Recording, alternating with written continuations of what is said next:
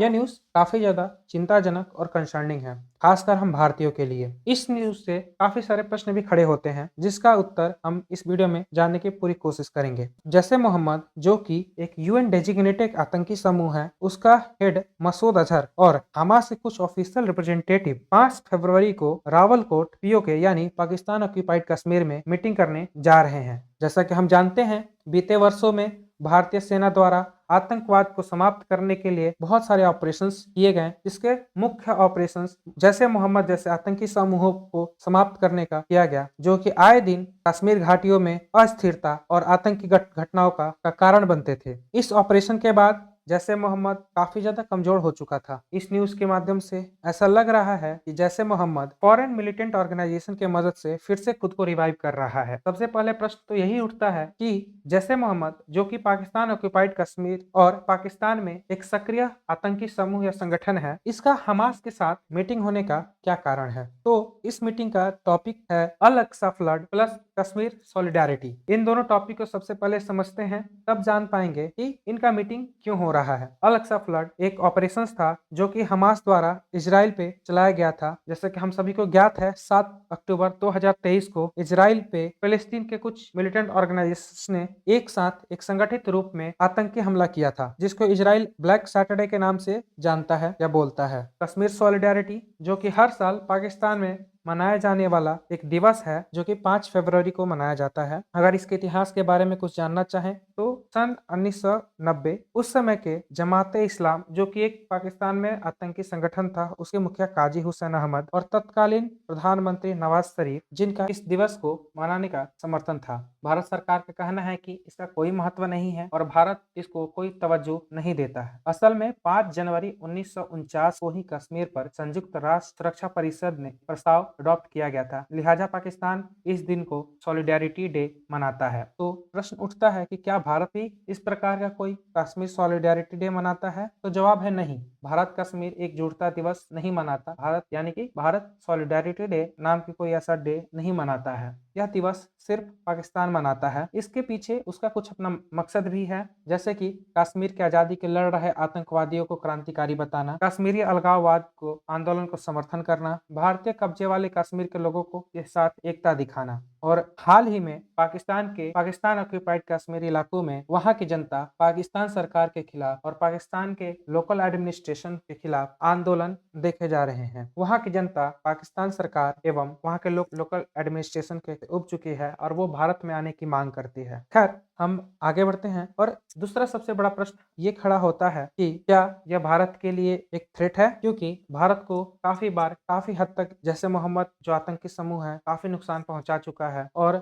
हाल ही में इसी प्रकार का एक मीटिंग लश्कर तोयबा के लीडर सैफुल्लाह खालिद और हमास के लीडर खालिद मिसाल कतर के कैपिटल दोहा में मिले थे। इससे प्रश्न उठता है कि क्या लश्कर तोयबा और जैसे मोहम्मद और बाकी इंटरनेशनल मिलिटेंट ग्रुप्स मिलकर भारत के खिलाफ कोई षड्यंत्र रच रहे हैं? क्या कोई आतंकी घटनाओं का प्लानिंग कर रहे हैं? ये भारत के लिए बहुत बड़ा सुरक्षा का विषय है। जैसा कि हम जानते हैं, हाल ही में पाकिस्तान यूएन में 2 साल के लिए यूएन सिक्योरिटी काउंसिल का मेंबर बना है। उसके बावजूद भी यूएन डेजिग्नेटेड टेररिस्ट ग्रुप्स और यूएस डेजिग्नेटेड टेररिस्ट खुलेआम पाकिस्तान में ऐसे मीटिंग्स कर रहे हैं और पाकिस्तान सरकार और पाकिस्तान की आर्मी उन पे कोई एक्शन नहीं ले रही है। ये साफ साफ दिख रहा है कि पाकिस्तान आतंकियों के लिए जहन्नुम नहीं जन्नत है। ये प्रूव्ड होता है कि रेड कारपेट और टेररिस्ट इन पाकिस्तान, ये पाकिस्तान का दोहरा चेहरा दुनिया के सामने उजागर हो गया है। और तो और जुलाई 2025 में पाकिस्तान यूएनएससी का अध्यक्ष बनेगा। पाकिस्तान फिलहाल संयुक्त राष्ट्र सुरक्षा परिषद यानी यूएनएससी सिक्योरिटी काउंसिल में 2 साल के लिए अस्थायी सदस्य बना है। इसके अलावा पाकिस्तान इस्लामिक स्टेट और अल कायदा बैन कमेटी में भी शामिल होगा, जो आतंकवादियों को नामित और उनको बैन करती है। ऐसे में यूएनएससी में पाकिस्तान के फैसले को भारत को प्रभावित करने वाला हो सकता है। आने वाले दिनों में यूएनएससी में पाकिस्तान आतंक का मुद्दा भी उठाएगा। आए दिन अफगानिस्तान के तालिबान के द्वारा पाकिस्तान पे किए गए हमले और पाकिस्तान में ही स्थित तहरीक-ए-तालिबान, जो कि तालिबान का एक छोटा रूप है, उनका भी प्रतिक्रिया पाकिस्तान पे दिखता है।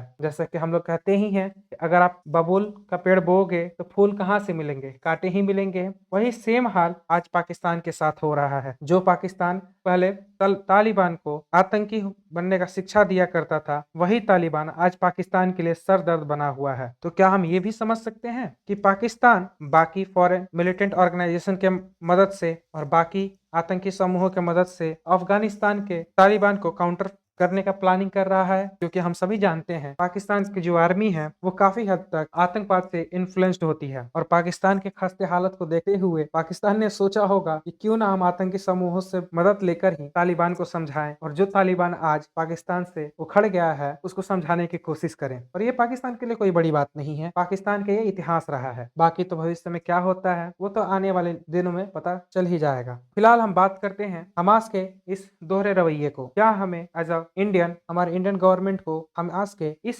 हरकत पे उसको कंडेम करना चाहिए? क्योंकि जब इसराइल गाजा वॉर हो रही थी तो भारत सरकार द्वारा हमास को काफी हद तक ह्यूमैनिटेरियन एड दिया गया था। तो क्या हम हमास को ये कह सकते हैं कि आप ये क्यों कर रहे हैं? ये भारत के खिलाफ है और हमें इसकी कड़ी निंदा करनी चाहिए। साथ ही साथ हमें ईरान से भी सवाल पूछना चाहिए, क्योंकि हमें अच्छे से पता है कि हमास को डायरेक्टली ईरान का समर्थन है और ईरान के साथ हमारे काफी व्यापारिक रिश्ते और डिप्लोमेटिक रिलेशंस भी हैं। परंतु जैसा कि हम जानते हैं रसिया हमारा बहुत अच्छा एलाई है। हम रसिया के साथ एक ब्रिक्स कंट्री के संगठन के रूप में कार्य भी करते हैं, लेकिन रसिया का काफी हद तक झुकाव ईरान और हमास के तरफ है। क्योंकि जब इजराइल गाजा वॉर हो रही थी तो यूएस इजराइल को सपोर्ट कर रहा था। संभावित ही है रसिया दूसरे पक्ष को लेगा और उसने उस समय हमास और ईरान का समर्थन करना पसंद किया। और काफी सारे न्यूज आउटलेट्स ने भी न्यूज कवर किए कि हमास के कुछ ऑफिशियल्स रशियन डेलीगेशन से, रशियन ऑफिशियल से मिलते हैं। तो क्या अगर भारत सरकार इसकी कड़ी निंदा करती है तो क्या रसिया का इस पे भारत पे कोई दबाव आ सकता है? और इस सब को देखते हुए मुझे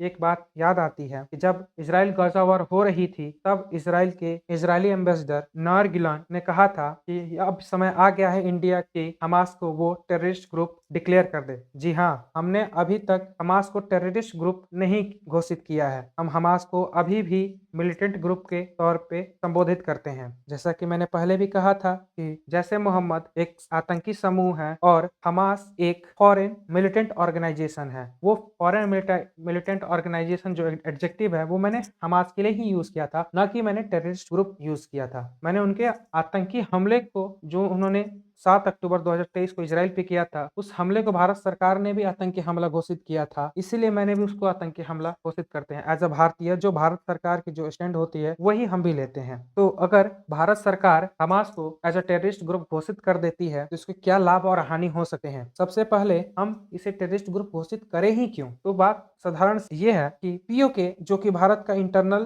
कॉन्फ्लिक्ट है, इसमें हमास का आना, हमास के भारत के पीओके के सरजमी पे आकर मीटिंग करना, ये कहीं न कहीं भारत सरकार के इंटरनल सिक्योरिटी को ब्रीच करना और भारत सरकार को उंगली करने वाली हरकत है। जब इजराइल और फिलिस्तीन की बात आती है तो हम यूएन की 2 स्टेट थ्योरी को मानते हैं और उसका पक्ष रखते हैं। जब हम अगर गाजा के उनके सॉवरेनिटी पे प्रश्न नहीं खड़े करते हैं और ऐसे हम कोई भी हरकत नहीं करते हैं जिससे उनके संप्रभुता को आहत पहुंचे, तो हमास ऐसा क्यों कर रहा है? ये भारत सरकार को प्रश्न खड़ा करता है कि क्या आप हमें हमास को टेररिस्ट ऑर्गेनाइजेशन घोषित कर देना चाहिए? ये तो फिलहाल आप ही बताइए हमें कि भारत सरकार को क्या करना चाहिए, क्या उचित है, क्या उचित नहीं है। कृपया कर कमेंट में हमें जरूर बताएं। फिलहाल के लिए इतना ही। ऐसे ही देश दुनिया की खबरों के बारे में जानने के लिए और विस्तृत विश्लेषण के लिए हमारे चैनल से जुड़ें। धन्यवाद।